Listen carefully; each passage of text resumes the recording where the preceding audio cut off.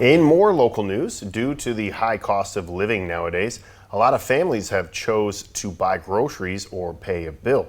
And because of that, local food banks say they've seen an increase in people stopping by.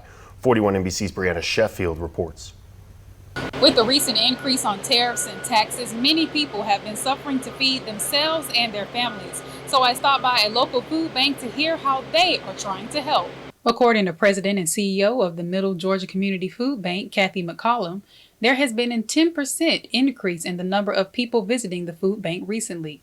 She says it's making it tougher to make sure they have food for those who need it. As prices have increased, we have a lot of food that we get from government sources, and that certainly has changed as federal allocations of the money for food assistance is being changed somewhat.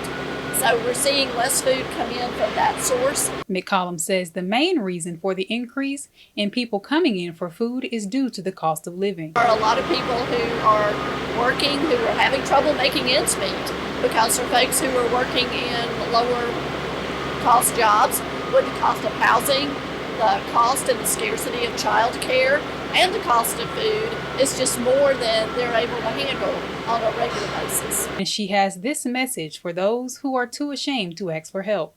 We know that it's hard to ask for help, particularly if it's the first time you've ever had to do that.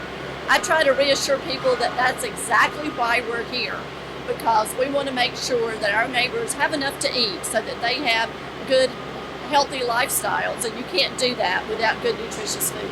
Executive Director of Loaves and Fishes in Macon, Janet Wright, says they've also seen an increase in people needing, and they're doing their best to meet that demand. But now that school is out, we see families with their children online for food and lunch at the same, they're bringing their children as well. Wright says anyone who needs a meal is welcome to stop by. Whether it's the family, husband and wife, whether it's the elderly, whether it's the youth that is not sheltered or unsheltered, we just want to make sure that we have enough to put in the bags to make sure that they have a nourished meal. In Macon, Brianna Sheffield, 41 NBC News. If you need assistance with food, we'll have a link to their websites at 41NBC.com.